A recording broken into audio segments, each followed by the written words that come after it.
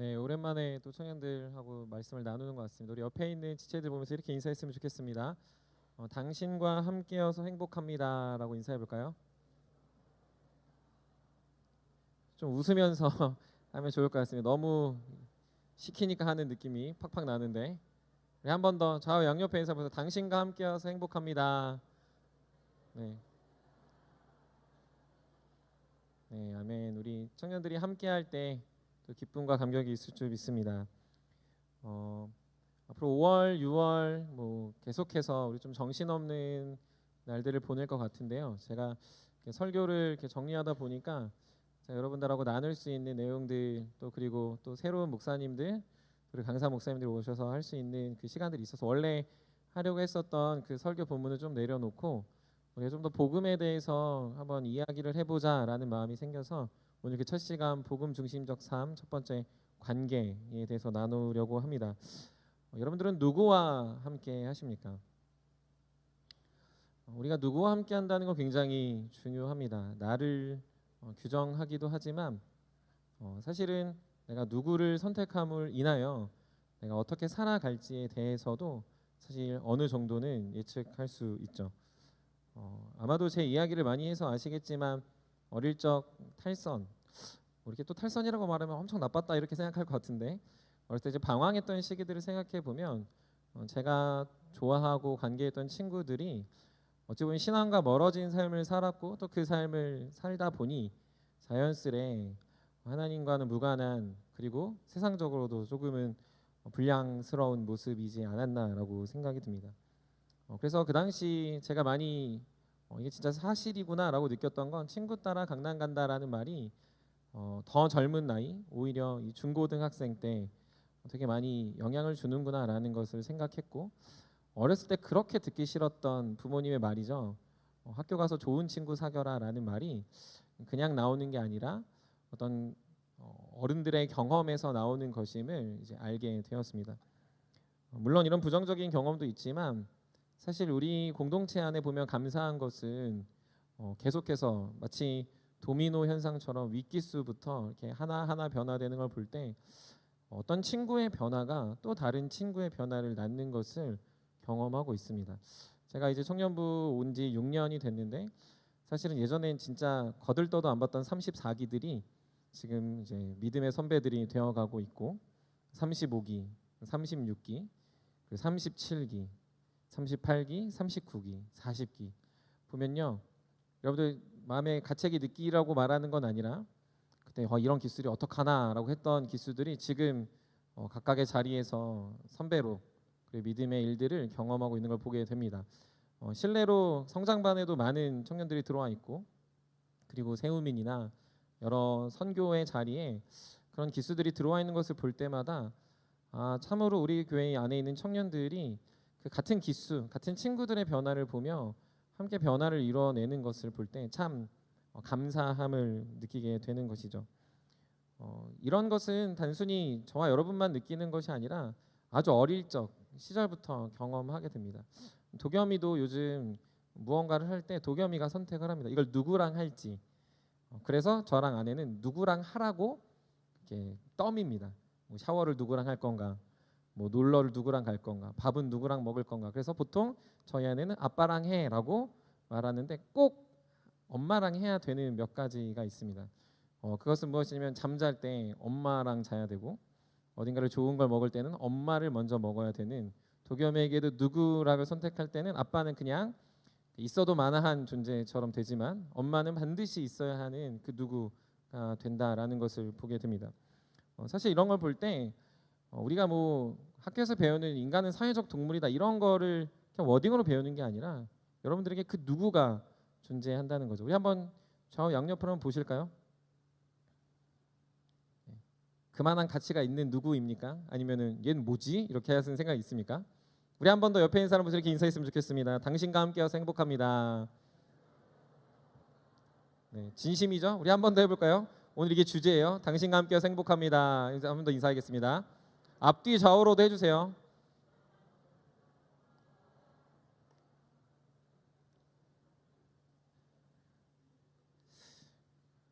우리의 관계는 그래서 굉장히 중요합니다. 누구랑 함께 하고 있는지, 그리고 우리 공동체도 누가 있는지가 되게 중요한 거죠. 여러분들 관계하다 보면은 이 관계를 보여주는 이 지표들이 있습니다. 그래서 관계는 반드시 높은 곳에서 낮은 곳으로 그 흐름이 진행됩니다. 선배와 후배가 만나면요, 밥을 먹을 때 후배가 돈 내려고 할 수 있지만 그걸 지켜보는 선배는 별로 없습니다. 그래서 선배들이 밥을 사죠. 그리고 그것들이 되게 마땅하게 여겨지는, 마치 특권인 것처럼 선배들한테 밥을 사달라고 다니는 학생들, 청년들이 있고, 또 그것들을 우리는 되게 섬기기를 작정하는 선배들과 함께 은혜를 누립니다. 즉 관계는 반드시 높은 곳에서 낮은 곳으로, 선배가 후배를, 사역자가 청년을, 먼저 배운 사람이 그러지 않은 사람들을 돕는다는 거죠. 세우민이나 성장반이 지금 청년들이 자율적으로 운행하는 것들을 볼 때 우리의 관계는 그렇게 되는구나라는 걸 보게 됩니다. 동시에 그러면서 나타나는 현상은 뭐냐면 비슷해집니다. 서로 되게 비슷해져요. 여러분들 잘 모르겠지만 말하는 거, 기도하는 거, 혹은 생각하는 거, 어떤 가치들을 결정하는 것이 되게 비슷해지더라는 거죠. 우리가 저와 이제 함께한 시간들이 계속 늘어나면 늘어날수록 굉장히 비슷해져 간다라고 말하는데 표정들이 다 안 좋으십니다. 예. 티가 된다는 게 아니고요. 어떤 사고, 생각, 어떤 것들을 결정할 때 비슷한 가치 안에서 결정하는 것을 보게 된다는 거죠. 그리고 마지막으로는 뭐냐면요, 함께 살든지 함께 죽든지 하더라는 겁니다. 그래서 한 번 생명을 얻은 관계는요, 더 큰 관계로, 더 큰 생명으로 나아간다면 한 번 죽어가기 시작한 관계는 계속 죽어가는 관계가 되더라는 거죠. 친구들끼리 만났는데 영적으로 생명력이 불을 붙으면 두 관계는 정말로 말할 수 없이 영적인 도약을 이루는 두 친구가 됩니다. 그런데 반대로 둘이 만나서 영적이지 않은 이야기들로 불이 붙었다면 둘은 계속해서 타락으로 걸어가게 되는 일들이 나타나게 된다라는 거죠. 관계는 이처럼 점점 높은 곳에서 낮은 곳으로 흘러가는 모습이 서로 비슷하게 만들고 그 안에 생명을 경험하여 더욱더 높은 곳, 더욱더 나은 곳, 더욱 하나님이 원하시는 자리로 가게 함을 보게 됩니다. 오늘 우리는 이 관계에 대해서 성경에서 말하는 사실 많은 관계들이 있지만 꼭 짚고 넘어가야 하는 너무나도 중요한 이 복음적 관계를 살펴보려고 해요. 그 중에 하나는 요나단과 다윗입니다. 우리는 이것을 다윗과 요나단이라고 많이 부르죠. 그래서 작년쯤인가요, 다빈 형제가 나갈 때 다윗과 요나단 음악을 틀기도 했었는데, 예, 작년쯤 맞나요? 그래서 이제 뭐 다윗과 요나단 뭐 그런 팀이 아니라 사실 우리는 여기서 주목해야 되는 인물, 오늘 우리가 좀 더 심층적으로 봐야 되는 인물은 요나단이라는 인물입니다. 요나단은 어떤 인물이기에 다윗을 사랑했을까? 요나단은 어떤 인물이기에 자신의 것들을 거저 주었을까? 요나단은 어떤 인물이기에 이렇게 우리에게 관계에 대해서 생각하게 하는가를 저 여러분들이 오늘 이 시간 짧은 시간이지만 한번 나눠보도록 하겠습니다. 요나단의 삶은 왕자의 삶이었습니다. 왕자. 여러분들 이 왕자라고 말할 때 반드시 전제는 왕이 존재해야 되죠. 그럼 누구의 왕자냐라는 거라면 사울의 아들이 요나단이었기 때문에 사실 요나단은 사실 아버지 사울이 왕이 되는 그 순간부터 왕자의 삶을 살았습니다. 우리가 볼 때 이 왕자의 삶을 산다는 건 굉장히 부럽기도 하지만 조선시대로 따지면 굉장히 피곤한 일입니다. 조선시대의 왕들의 가장 큰 특징은 엄청나게 공부를 했다는 거예요. 어렸을 때부터 세자 교육을 받고 그것에 대해서 부끄럽지 않도록 많은 대신들을 다스릴 수 있는 지식을 배우도록 어렸을 때부터 눈코 틀 새 없이 공부하는 게 어떻게 왕이 되는 과정이었죠. 이스라엘의 왕은 어떤 유교적인 관계 안에서 공부를 한 것은 아닙니다. 하지만 이스라엘 왕에게 있었던, 빼놓지 않고 했었던 것이 있었다면 그 하나님의 율법에 능통하게 하는 것입니다. 즉 하나님이 모세를 통하여 신명기 말씀에 너희가 왕을 세우면 왕은 율법책을 가까이 해야 된다라고 이야기합니다. 마치 여러분들이 성경을 필 수 있도록 요즘 우리가 스마트폰에, 핸드폰 어플에 어떤 그 성경 어플이 깔리는 것처럼 저희 시대는 성경책을 들고 다니라고 말했는데 언제든지 성경을 찾아볼 수 있는 그런 수준이 아니라 성경을 쫙 피면 그 본문이 무슨 내용인지 알고 그 본문 안에서 의미하는 바가 무엇이고 하나님의 백성들이 어떤 율법적인 태도를 가져야 하는지를 왕은 무조건 빼놓지 말고 다 알아야 된다라는 아주 강도 높은 성경 공부를 배웠다라는 거죠. 그러니 사울도 마찬가지고 요나단도 마찬가지로 그런 교육을 받는 사람이었다라고 우리는 알 수 있습니다. 그런데 동시에 그와 더불어서 요나단은 왕자였기 때문에 반드시 국력을 담당하는 한 축을 맡았어야 합니다. 무엇이냐면 이 사울과 요나단이 왕과 왕자의 위치에 있을 때 가장 큰 원수, 가장 큰 대적은 누구냐면 사무엘서의 시작에서 나오는 블레셋이라는 이 해안가의 족속입니다. 우리가 이제 예루살렘을 저희와 여러분들 가보진 않았지만 대충 지금 하마스와 이스라엘 전쟁 때문에 그 지역을 알죠. 지중해 맨 오른쪽 끝에 해안가를 끼고 있는 그 위로 올라가면 가자 지구가 있고 조금 더 올라가면 예루살렘에 있는 그 지역은 해변가에 있는 블레셋이라는 그 지방에 있는 그 민족들이 늘 산으로 올라가서 이 예루살렘 백성, 즉 이스라엘 백성들을 괴롭혔다라는 거죠. 늘 눈에 가시 같은 존재가 블레셋이었기 때문에 이들에게 언약궤도 뺏기고 이들의 전쟁에 대제사장 엘리도 죽고 그들의 아들들도 죽는 일들이 벌어졌다는 거죠. 그러니 사울이 반드시 해야 되는 건 무엇입니까?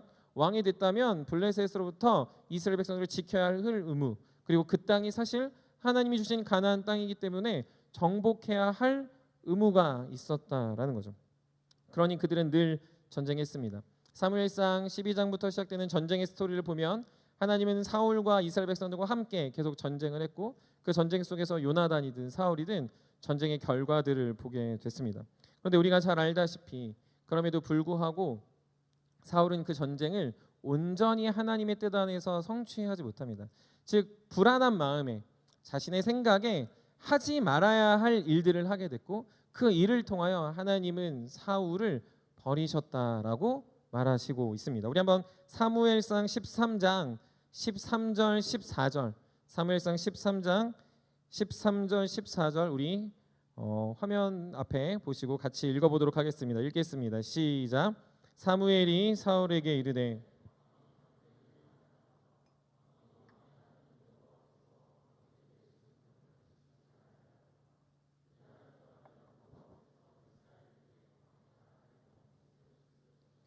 지금은 왕의 나라가 길지 못할 것이라 여호와께서 왕에게 명령하신 바를 왕이 지키지 아니하였으므로 여호와께서 그의 마음에 맞는 사람을 구하여 여호와께서 그를 그의 백성의 지도자로 삼으셨느니라 하고. 아멘. 지금 무슨 말을 하고 있습니까? 사무엘을 통하여 너는 이제 왕이 아닙니다 라고 말하는 것 같지만 사실 이 말의 핵심은 무엇입니까? 당신의 시대는 지나고 새로운 사람이 준비되어져 있습니다 라는 겁니다. 어떤 직책과 타이틀은 당신이 왕일지 모르지만 하나님 보시기에 당신은 더 이상 왕일 수 없고 그리고 이제 진짜 새로운 왕이 나타났습니다 라고 사무엘은 사울에게 전하고 있는 거죠. 그런데 이 말을 아마 성경학자들은 요나단도 같이 들었을 것이다 라고 봅니다. 지금 아들의 입장에서 지금 아버지 사울이 어떻게 됐습니까? 우리가 좀 속된 말로 하면 팽 당한 겁니다. 이제 그냥 잘린 거죠.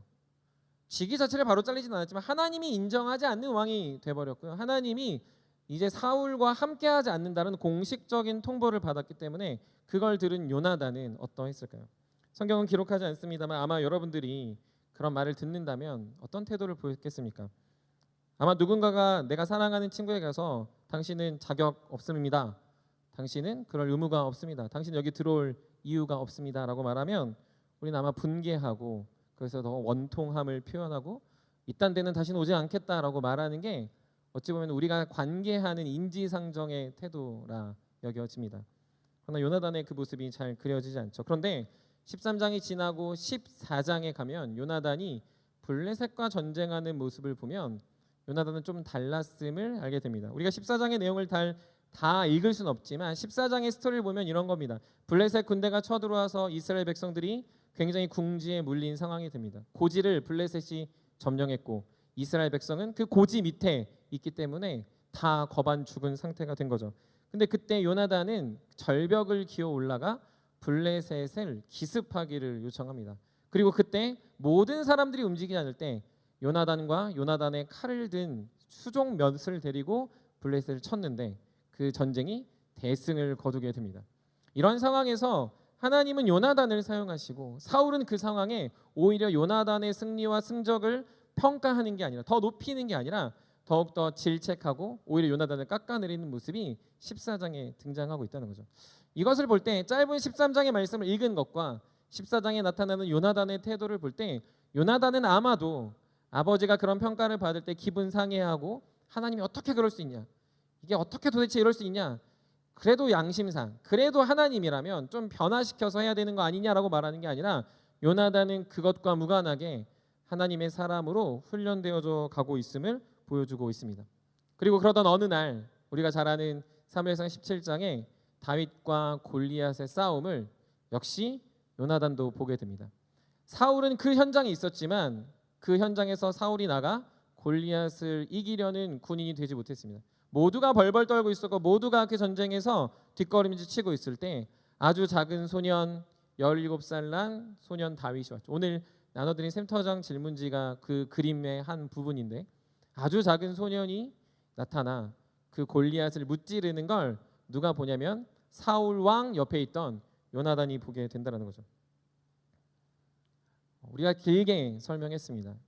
요나단을 되게 입체적으로 이해하기 위해서는 이 본문이 반드시 필요해요. 요나단은 어떤 사람이었냐라고 그래서 정리해 보면 요나단은 하나님이 누구를 선택하는가를 명확히 본 사람입니다. 하나님이 누구를 사용하시는가를 명확히 이해한 사람입니다.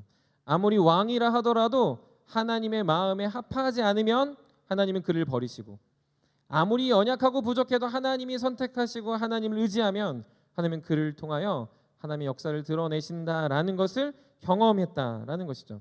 사랑하는 세움의 여러분, 우리가 이걸 보면서 알게 되는 것이 있습니다. 오늘 본문에 있는 요나단이 갑자기 다윗을 사랑하게 된 것은 그의 인생에 경험된 하나님의 역사, 하나님의 뜻을 온전히 깨달았을 때 나오는 태도라는 거죠. 요나단이 사무엘상 14장에서 블레셋을 이겼던 것처럼 다윗은 지금 골리앗과의 전투에서 하나님을 의지하며 이기고 있는 모습을 명확하게 보고 있는 겁니다.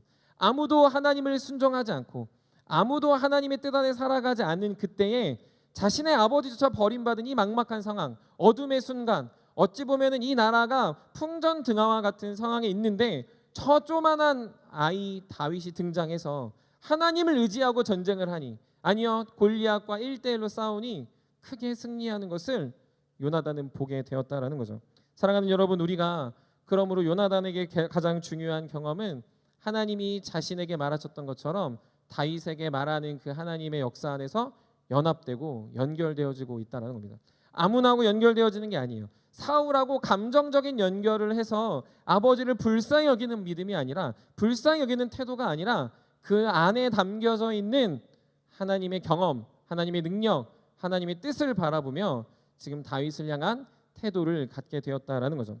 우리가 이걸 볼 때 사실은 저와 여러분들 안에서 경험되어져야 되는 한 가지가 있다면 사실 우리가 연결되어져 가는 이유는 단순히 같은 교회에 다녀서는 아니다라는 겁니다. 단순히 어렸을 때부터 알았기 때문에 우리는 한 몸이다라고 말하는 게 아니라는 거죠. 우리가 옛날에 같은 학교 나왔고 예전에 많이 친하게 지냈기 때문에 우리가 그래서 하나 됐다라고 말하는 게 아닙니다. 만약에 그랬다면 요나단은 사울을 더 지지했어야 됐기 때문이죠. 요나단은 자신의 삶에서도 하나님이 역사하셨고 다윗의 삶에도 역사하심을 경험하니까 그 같은 경험이 서로를 연결짓고 있다는 거죠. 여러분들 그러면 여러분들도 무엇을 해야 됩니까? 여러분들도 교회의 공동체로서 그냥 보이기에 좋은 모습을 갖추는 게 아니라 여러분 각자의 삶 속에 하나님의 능력을 경험하는 사람이 되어야 됩니다. 더 정확히 말하면 여러분들이 하나님 앞에 순종하여 하나님이 여러분을 사용하시는 걸 직접 경험하는 그 한 사람이 되지 않으면 사실 요나단이 보여주는 본은 사실 우리의 귀를 스쳐 지나가는 스토리에 불과하다라는 거죠. 리더들이 저렇게 사니까 나는 그냥 가만히 있어도 되겠지. 선배들이 나를 그냥 잘 도와주니까 그냥 선배의 그늘 안에 있으면 되겠지. 교회가 그냥 우리를 잘 대해주니까 이 교회에 잘 숨어 들어 있으면 되겠지가 아니라 여러분들 한 사람 한 사람이 그들이 그렇게 살아가는 이유, 그들이 믿음으로 하나님의 선택을 받고 있는 이유, 그리고 믿음의 선배들이 계속해서 하나님과 동행하는 그 이유와 동일한 지점 안에서 여러분들도 계속 하나님의 믿음, 하나님의 뜻 안에 순종하는 한 사람 한 사람이 되셔야 한다는 거죠. 그때 우리가 연결되고 그때 우리가 하나 될 수 있습니다. 그런 사람들이 진정한 하나됨과 진정한 역사를 경험할 수 있다라는 거죠. 최근에 저희 성남 지역 그 연합하는 이 집회들 그리고 그 집회가 시작되어져 갔던 상황들을 경험해 보면 사실 제 마음에 들었던 생각도 그것입니다. 성남제일교회 여러분들 아마 다 보셨겠지만 그 연합 집회 때 그 조동희 목사님께서 이 찬양 인도하셨거든요. 근데 그 조동희 목사님을 처음 만나고 제 마음에 들었던 생각이 한 가지가 있습니다. 무엇인 줄 아세요? 나랑 똑같다였습니다. 뭐 외모도 훨씬 잘생기셨고 훨씬 젊으시고 키도 크시고 찬양도 잘하신 거 그런 거 말고 제가 고민하는 청년부 사역의 고민과 그분이 고민하는 청년부 사역의 고민이 너무 똑같은 거예요. 그래서 만나고 마음이 너무 시원해지는 거예요. 같은 고민을 하는 다른 교회 사역자가 있구나라는 것이 사실 연합사역을 올해는 꼭 해봐야겠다라는 동력을 줬습니다. 최근에도 만나서 이야기하며 느꼈던 건 역시 좋은 분이시다라고 해서 제가 저희 교회로 오라고 우리 교회로 왔으면 좋겠다고 말할 정도로 사실 너무 좋은 분임을 깨달았죠. 근데 그게 그냥 단순히 좋은 분을 소개받아서가 아니라 그분이 경험했던 그분의 하나님, 그분의 공동체 안에 그 공동체 안에 있는 그런 고군분투가 지금 우리 세움 청년부가 하는 고군분투와 아주 비슷한 역학적인 관계를 이루고 있고 그것을 파헤쳐가는 어떤 것을 돌파해가는 모습이 그분 안에 담겨진 하나님의 진리 안에서 우리와 너무 비슷하다라는 걸 깨달았을 때 너무나도 내적인 친밀함이 확 생기더라는 거죠. 여러분들 그래서 우리 사랑하는 세움의 모든 청년들 신혼부부들은 그런 관계가 되길 간절히 소망합니다. 이야기를 들으면 처음 봤던 사람도 너도 그것에서 이겨내고 있구나. 너도 그런 믿음을 훈련하고 있구나. 너도 하나님 의지하며 골리앗 같은 이 세상을 계속 싸워가고 있구나라는 이런 고백들이 우리를 연결짓고 하나 되고 오늘 본문에 나와 있는 것처럼 사랑하는 사이가 되는 복된 관계의 청년들이 되기를 주님의 이름으로 간절히 축복합니다. 조금 더 우리 본문으로 들어가서 한번 살펴보면 오늘 본문에 등장하는 두 가지의 단어를 주목해 볼 필요가 있습니다. 그것은 무엇이냐면 생명이라는 단어와 사랑으로 서로 하나 되게 하셨다라는 겁니다. 서로 계속 생명 가운데 연결되어졌다라는 거죠. 우리 한번 1절 읽어보겠습니다. 1절 오늘 본문 1절 다 같이 읽겠습니다. 시작. 다윗이 사울에게 말하기를 마침에 요나단의 마음이 다윗의 마음과 하나가 되어 요나단이 그를 자기 생명같이 사랑하니라. 여기서 보여주는 생명같이 사랑하다라고 말할 때 이 생명은 히브리어로 네페시라는 단어입니다. 이 네페시라는 단어는 되게 다양하게 사용돼요. 뭐 영혼이라고 하기도 하고 혼이라고도 말하기도 하고 영이라기도 말하기도 하지만 사실 여기서 제일 중요하게 말하는 단어는 이제 생명이라는 단어로 번역이 됩니다. 생명이 그래서 오늘 본문에 보면 두 번 나와 있어요. 두 번. 보이시죠? 1절과 3절에 보면 생명같이 생명이라는 단어가 나오는데 똑같은 단어가 다르게 번역된 부분이 있습니다. 우리 한번 1절에서 보면 그게 무엇일 것 같으세요? 히브리어는 완전 똑같은데 번역을 생명이 아니라 다른 것으로 한 것. 그것은 바로 마음입니다. 마음. 즉 생명뿐만 아니라 이 마음이라는 단어도 원어로 볼 때는 똑같은 네페시라는 단어를 쓰고 있다라는 거죠. 사실 이걸 볼 때 성경에서 말하는 생명은 무엇이냐면 생명은 그 안에 의지, 그 안에 어떤 열정, 그 안에 어떤 열심을 불어일으키는 것이다라는 걸 깨닫게 됩니다. 사실 우리가 결혼해 보면 알아요. 결혼은 사랑해서 하지만 그 사랑은 의지여야 한다라는 거죠. 너무 사랑스러운 존재들과 만나서 결혼의 과정에 들어가면 결혼의 생활을 진행하기 위해서 필요한 것은 무엇이냐면 타오르는 의지가 있어야 사랑이 되더라는 거죠. 예전에도 말씀드렸지만 이 사랑이라는 것을 그대로 두고 아무나 하고 결혼하게 하는 게 아니라 결혼이라는 제도를 두고 결혼이라는 제도가 우리를 의지를 불러일으킬 때 우리의 사랑은 지속될 수 있다라고 한번 이야기한 적이 있습니다. 마찬가지예요. 사랑한다고 말하는 게 중요한 게 아니라 그 안에 담겨지는 의지가 충전돼 있어요. 의지가 충천해야, 의지가 풍성해야 그것을 사랑한다라고 다른 이들이 본다라는 거죠. 그래서 그것을 생명이라고 성경은 많이 번역하고 있는 거예요. 또 한 가지 특별한 단어는 무엇이냐면 그것을 우리가 하나 되다라고 하는 하나 된다라는 이 표현이 카페시라는 단어입니다. 이 카페시라는 단어는 무엇이냐면요, 다른 말로 이렇게 묶다, 연결짓다 이거예요. 사실 이 본문과 굉장히 비슷한 성경 본문이 한 가지가 있습니다. 우리 한번 에베소서 4장 3절 말씀 우리 한번 같이 읽어보도록 하겠습니다. 에베소서 4장 3절인데요. 우리 한번 성경 말씀 같이 읽겠습니다. 시작. 평안에 매는 줄로 힘써 지키라. 네, 바울이 에베소 교회에게 말하는 하나 되게 하신 것을 힘써 지키라라고 할 때 이 힘써 지킨다라는 건 뭐냐면 우리가 이미 하나 연결되어져 있다라는 거죠. 여러분들 이렇게 연결되어져 있는 관계들이 있죠. 가족 관계, 그렇죠? 자녀와 부모의 관계는 끊을 수 없어요. 막 여러분들 혼날 때 그런 표현을 안 들으셨겠지만 너 호적에서 파버린다. 말이 파버리는 거지 파버릴 수 없는 거잖아요. 우리가 이미 연결되어져 있는 걸 말할 때 하나 된다, 하나 되었다라는 이 카페시라는 단어를 쓰고 있다라는 거죠. 사실 여기서 보여주는 더 중요한 건 뭐냐면요, 내가 하나 되려고 힘썼다가 아니고요, 누군가가 어떤 다른 존재가 이 둘을 묶어버린 겁니다. 마치 어떤 축구팀의 선수들이 이적해 와서 너네 같은 팀이야? 라고 말하는 것처럼 저와 여러분들이 한 교회에 그냥 어떻게 하다 보니 금강교회가 된 것처럼, 부부가 천에 하나 만에 하나 고르고 골라서 둘이 부부가 된 것처럼 그렇게 묶여져 있는 상태, 묶여져 버린 상태를 이 성경에서 말하는 카페시라고 말한다라는 거죠. 사실 이것은 무엇을 보여줍니까? 성경에서 말하는 이 두 가지 원어의 특징을 볼 때 저와 여러분들, 요나단과 다윗, 그리고 하나님과 우리의 관계가 연결되고 사랑할 수 있는 유일한 지점은 뭐냐면요, 나의 의지, 나의 노력이 아니라 하나님이 그렇게 만드셨다라는 거예요. 저와 여러분들이 한 공동체에 있고 부부가 한 부부가 되고 그리고 서로 선배와 후배가 연결되어질 수 있는 믿음의 공동체가 된 것은 지금 절대적인 하나님이라는 존재가, 즉 우리가 믿는 여호와 하나님이 저와 여러분들을 이미 묶어 놓으셨다라는 걸 지정해 놓으신 거라는 거죠. 이거는 우리를 인정해야 됩니다. 우리가 이걸 잘 인정하지 않죠. 내가 쟤랑 왜 하나야? 난 쟤랑 관계하고 싶지 않는데, 난 저렇게 생긴 사람은 별로 안 좋아하는데, 난 저런 말 하는 사람 별로 불편한데, 나는 저렇게 이상하게 말하는 사람들은 날 너무 싫은데 라고 우리가 너무 쉽게 말하죠. 그래서 우리는 하나 되기를 거부하죠. 하나가 아니라고 말하죠. 하나일 수 없다고 말하죠. 부부끼리도 그래요. 사랑해서 결혼했는데 어느 순간 싫은 게 너무 아픈 거예요. 내가 싫어하는 걸 상대방이 막 하니까. 뭐 그런 얘기 들어보셨어요? 결혼하면은 진짜 별 말도 안 되는 걸로 싸운다고. 저는 결혼할 때 그거는 정말 말도 안 된다라고 했는데 결혼해 보니까 진짜 별 말도 안 되는 걸로 많이 싸웁니다. 뭐 이불을 뭐 이렇게 접냐 저렇게 접냐도 싸우고요. 뭐 치약 짜는 거 진짜 그걸로도 싸우고요. 막 뭐 변기 물을 내릴 때 어떻게 내리냐도 싸우고, 막 집에 이렇게 정리를 어떻게 하냐, 뭐 진짜 다 말하면 이제 저희가 이제 부끄러우니까 그런 일들이 실제로 존재한다는 거죠.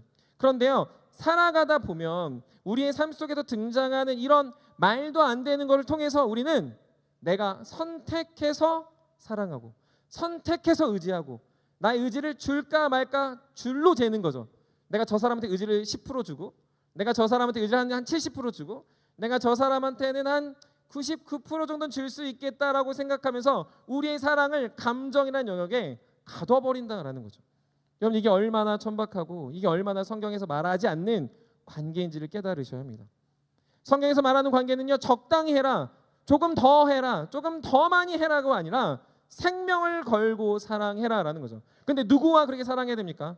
하나님이 하나 되게 하신, 하나님이 사랑하게 하신, 나와 같은 믿음의 고백을 하고 나와 같은 공동체에 속했고 나와 같이 하나님의 나라를 이뤄가는 하나님이 보내신 내 옆에 있는, 바로 지금 여러분 옆에 있는, 내 뒤에 있는 같은 샘터 그 사람들과 함께 묶여 있다라는 걸 기억하라는 거죠. 사랑하는 세우미 여러분, 여러분들이 생명 다해 사랑해야 될 사람은 좋아하는 연예인이 아닙니다. 여러분들이 생명 다해 사랑해야 될 사람은 여러분들이 연인도 아닙니다. 여러분들이 생명 다해 사랑해야 될 사람은 지금 바로 내 옆에 있는 그 한 사람, 나와 같이 믿음의 고백을 듣고 고백을 하고 함께 하나님의 공동체를 세워가는 그 한 사람을 향해 여러분의 생명을 다해, 여러분의 의지를 다해, 여러분의 모든 것을 내어줘도 아깝지 않은 그런 존재들이 되어야 한다라는 사실이죠. 그걸 하지 않는다라는 건 하나님 내가 적당히 살겠습니다가 아닙니다. 내가 적당히 하나님과 좀 멀어져서 지내겠습니다라고 말하는 게 아니라 그건 지금 내가 하나님을 경험하지 않고 있다라는 반증입니다.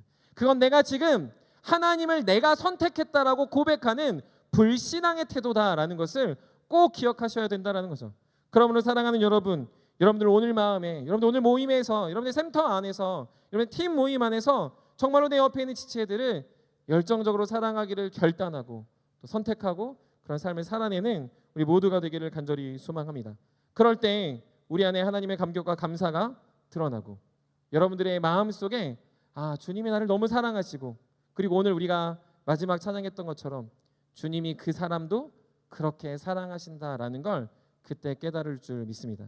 그래서 우리 공동체에는 모두 하나야, 모두 묶여 있어, 모두 주님이 사랑하게 하신다라는 그 믿음의 감격과 감사가 저희의 삶에 넘치기를 주님의 이름으로 간절히 축복합니다.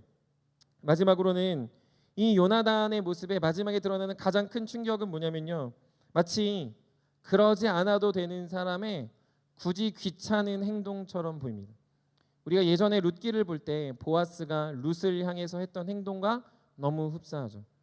아무리 요나단이 하나님을 경험하고 요나단이 다윗과 하나님이 묶어 주었다는 아무리 깨달았다 하더라도 그의 신분은 왕자이고요.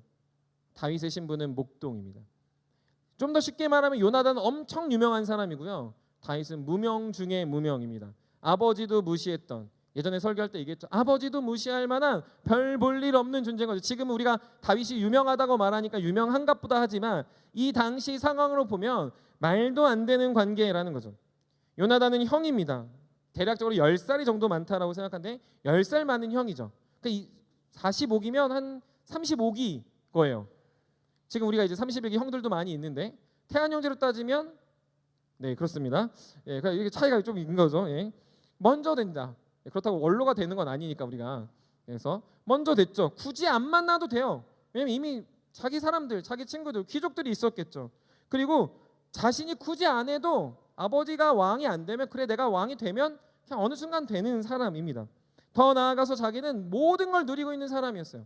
남들이 뭔가 갖다 주고 남들이 자신을 늘 도와주는 사람이었다는 거죠. 근데 지금 그 삶 안에서 요나단이 무엇을 하고 있냐면 자신의 칼과 활과 군복과 겉옷을 벗어 다윗에게 주고 있습니다. 하지 않아도 되는 일, 굳이 불편한 일, 굳이 누가 시키지 않은 일 하는 것을 오히려 이상하게 여기는 그 일을 지금 누가 하고 있습니까? 요나단이 다윗에게 하고 있다는 거죠. 사랑하는 여러분, 한번 다 앞을 봐보십시오. 여러분들의 삶 속에 이렇게 거저준 존재가 있습니까? 계산하지 않고 준 존재가 있습니까? 조금 더 쉽게 생각해 보면요, 그러고 싶은 사람은 있습니까? 굉장히 중요한 질문이에요. 우리 마음속에 사실 우리는 엄청 계산합니다. 저도요 살아가면서 늘 느끼는 거지만 계산을 늘 해요. 예전에 양육할 때 이런 마음이 들었어요. 그 양육하는 양육자라고 말하고 내가 그 사람이 양육한다고 말하지만 밥을 사줘요. 속으로 생각하죠. 얘는 언제쯤 날 밥을 사줄까? 커피를 사줍니다. 나는 이 정도 사줬습니다. 어느 정도를 사줄 수 있을까? 내가 몇 번을 만나야 얘는 도대체 정신을 차릴까? 그런 계산하며 하더라는 거죠. 아들을 대할 때도 마찬가지고요. 심지어는 아내를 대할 때도 그래요. 내가 몇 번 설거지하면 우리 아내가 한 번 고맙다고 할까? 내가 몇 번 청소를 해야 아내가 그래 그냥 반반씩 나눠서 하자고 할까? 이런 생각들이 계산적으로 들어온다는 거죠. 요나단도 그랬다면 자신의 겉옷과 칼과 활을 주지 않았을 겁니다. 사실 이 각각의 의미를 다 살펴보는 것도 의미가 있겠지만 우리가 조금 더 쉽게 생각해보면 이걸 준다는 건 자신이 아무것도 아닌 존재가 되고 너가 왕자가 되라라는 의미입니다. 뭐라고요?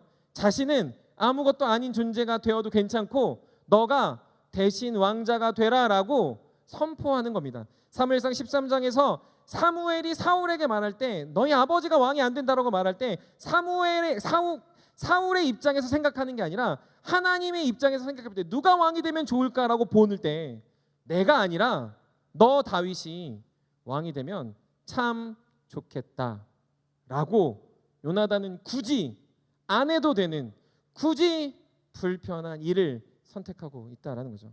사랑하는 여러분, 여러분들 삶 속에 이러한 모습이 있기를 간절히 소망합니다. 여러분들 삶 속에 누군가에게 거저주고 하지 않아도 되는 일을 했으면 좋겠습니다. 그런데요, 이게 잘 안 돼요. 부부 사이도 잘 안 되고요, 친한 사이도 잘 안 되고요, 샘터는 더 잘 안 되죠. 뭐 몇 년 본다고 굳이 이 사람이 나한테 뭘 잘해준다고 그런 생각이 들죠. 그런데요, 그 일을 하게끔 하시는 분이 있습니다. 그게 누구십니까? 바로 예수 그리스도입니다. 예수 그리스도는 하지 않아도 되는 일을 굳이 자처하여 이 땅에 오셨고 저와 여러분들 향해서 십자가를 지셨으며 여러분들을 사랑하신다라는 증거를 자신의 죽음과 보혈의 피로 확증해 주신 분입니다. 그분이 무엇을 하셔서가 아니에요. 그분이 여러분들에게 어떤 대단한 걸 이루어서 그분이 나를 사랑하는 게 아니라 그분은 생명을 주어서 오늘 말하는 성경에서 말하는 네페시 그분의 생명 자체를 버리셔서 나의 생명을 건져내는 일을 예수님은 하셨다라는 거죠. 마치 예수님이 우리에게 하셨던 그 일들을 생각할 때 우리는 우리 안에서 알게 모르게 그 힘과 능력이 솟아나게 되는 겁니다. 내가 의지적으로 막 무언가 해서 되는 게 아니라, 사랑할 사람을 골라서 되는 게 아니라 주님의 사랑에 집중하고 주님의 십자가에 집중할 때 나도 누군가를 위해서 거저줄 수 있는 힘과 은혜가 생겨나게 된다는 거죠. 주 안에 사랑하는 세움의 청년 여러분, 여러분들의 마음속에 꼭 믿음으로 고백하고 간증하며 나아가야 될 것은 무엇이냐면, 예수 그리스도의 십자가의 사랑에 붙잡혀 그분의 십자가를 늘 기억하여 여러분들의 삶의 작은 부분이라도 거저주는 영역들이 있기를 간절히 소망합니다. 혹 그것이 거저주는 것을 좀 넘어간다면 내가 그것을 해야 마땅한데 다른 누군가가 그것을 해야 된다라고 그 자리를 내어줄 수 있는 겸손한 사람들이 되시길 또한 축복합니다. 더 나아가서 우리 공동체가 더 견고해지고 세워지기 위해서는 복음으로 그렇게 관계를 해석하고 말해줄 수 있는 청년들이 되길 간절히 축복합니다. 복음으로 관계를 생각하는 것, 그러지 않아도 되는 일을 굳이 선택해서 그러지 못한 사람에게 나누어 주는, 굳이 이 사람은 할 수 없는데 그 사람에게 그런 자격을 부여하여 그런 일들을 하게끔 만드는 복음의 선택들이 저와 여러분들 안에 나타나게 될 줄 믿습니다.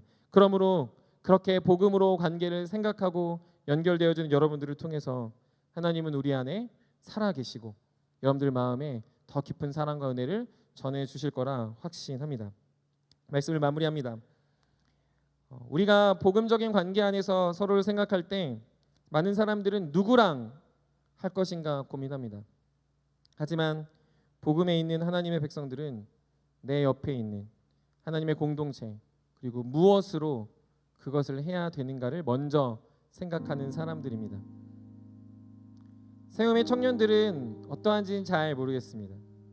우리가 어느 순간 누구와 함께하는 게 집중되어 있다면 우린 무엇으로 그것을 하고 있는지를 집중해야 될 때입니다. 수많은 관계들이 스쳐 지나가는 관계가 되는 건 누구에 집중할 때입니다. 그러나 요나단은 그것을 넘어서서 다윗에 있는 믿음을 보고 자신의 믿음의 경험이 그를 연결시켰던 것처럼 그들 안에 담겨져 있던 예수 그리스도가, 그들 안에 담겨 있던 참된 믿음이 그들을 하나 되게 했던 것처럼 사랑하는 세움의 모든 청년들의 마음에도 예수 그리스도로 관계하고 예수 그리스도로 서로에게 거저 주어줄 수 있는 믿음의 통로들이 되길 간절히 축복합니다. 사실 우리의 삶을 바라볼 때마다 느껴지는 한 가지가 있다면, 우린 너무나도 세속적이고 너무나도 인색하고 너무나도 많은 사람들을 판단합니다. 판단의 근거는 철저하게 자기 자신이고, 판단의 근거는 철저하게 자신의 경험이며, 판단의 근거는 철저하게 자신의 감정입니다. 그래서 복음을 받아들인 수많은 청년들이 관계가 끊어지고 관계에 상처받고 관계 안에서 교회를 떠나는 이유는 아무리 백날 복음을 들어봐야 복음적으로 관계를 생각하지 않으니, 복음으로 나의 관계의 기준을 내려놓지 않으니, 그래서 우리는 복음과 동떨어진 삶을 살아가더라는 거죠. 사랑하는 세움의 여러분, 여러분들은 복음으로, 복음적인 삶으로 관계를 재해석할 수 있기를 간절히 축복합니다. 모든 관계 안에 여러분들의 능력과 은혜가, 사랑이 전달되길 원합니다. 초대교회는 하나님 나라 안에서, 하나님의 뜻 안에서 서로의 물건을 유무상통하고 서로를 위하고 서로의 필요를 채워줬던 공동체가 된 것은 그냥 된 게 아니라는 거죠. 그 안에 담겨져 있는 참된 예수 그리스도의 복음 안에서 재해석되어졌을 때 그들이 구태연하게 살았던 방식과 방법들을 버릴 수 있는 힘이 거기서 나왔고 어느 누구와도 교제할 수 있었다라는 것입니다. 사랑하는 여러분, 그러므로 복음으로 새로운 관계를 맺으실 간절히 축복합니다. 여러분들이 관계 안에 믿음의 동역자들이 많이 생기는 걸 꼭 누리시길 바랍니다. 샘터장들과 또한 샘터원들과 여러분들 또한 뜰장들과 마을장들과 또한 목사들과 또한 수많은 지도부와 여러분들 그 관계들을 복음 안에서 연결시켰다라는 걸 믿으며 서로 뜨겁게 사랑할 수 있는 선택들과 모습들이 꼭 있었으면 좋겠습니다. 그래서 청년의 때에 남는 그 가치, 청년의 때에 얻을 수 있는 그 자산은 무엇이냐면 그렇게 여러분들을 위해서 기도하고 함께 울고 함께 도와주고 함께하는 우리 모두여야 한다는 거죠. 몇몇이 아니라 한 명이 아프면 모두가 함께 울고 기도할 수 있는 그런 공동체, 누군가의 문제가 생기면 다 같이 무릎으로 기도할 수 있는 공동체, 소문이 나냐 안 나냐 이런 걸 걱정하는 공동체가 아니라 정말로 그 사람의 아픔과 눈물과 어떤 실제적인 그 고통의 자리에 같이 들어가 부둥켜 안고 울어줄 수 있는 그런 공동체가 되는 건 바로 예수 그리스도를 통하여 관계할 때, 복음으로 그 관계를 다시 해석할 때 가능한 일임을 여러분들이 꼭 올 한해 경험하길 간절히 축복합니다. 그래서 그 삶으로 나아가실 때 여러분들 안에 깊은 하나님의 경험과 또한 상대방의 안에 있는 예수 그리스도의 놀라운 계획이 꼭 깨달아져서 우리의 공동체 오기만 해도 누구와 함께 해도 예수 그리스도인의 모두가 하나 됐고 그 하나됨을 지켜내는 저와 여러분들이 되시기를 주님의 이름으로 간절히 축복합니다. 우리 같이 찬양하도록 할 텐데요. 우리 다 같이 일어나서 같이 찬양하겠습니다. 오늘 우리 처음 배운 찬양인데 찬양을 좀 오래 고르다가 제가 이 마지막 후렴구 때문에 골랐습니다. 제가 한번 읽어드리겠습니다. 나는 주의 것 항상 주의 것 세상 끝에 나 거할지라도 나는 주의 것 여전히 주의 것 누구도 그 사랑 뺏지 못하리. 저는 이 가사를 들으며 하나님이 저를 향해서도 외치는 거지만 저는 이 고백이 내 옆에 있는 서로가 서로를 향해 그렇게 외쳐지는 고백이었으면 좋겠습니다. 아, 쟤는 아니야, 쟤는 맞아, 저 사람은 그렇지, 저 사람은 아니야가 아니라 누굴 보더라도 그 사람을 향한 하나님의 계획과 뜻이 빼앗기지 않고 그 은혜와 고백들이 우리 안에 외쳐질 수 있는 그런 복음적 삶의 복음 중심적 삶의 관계들이 여러분들에게 보여지고 깨달아지고 고백되는 우리 그런 마음이 되기를 간절히 소망합니다. 우리 다 같이 그런 마음을 담아서 우리 찬양하도록 하겠습니다.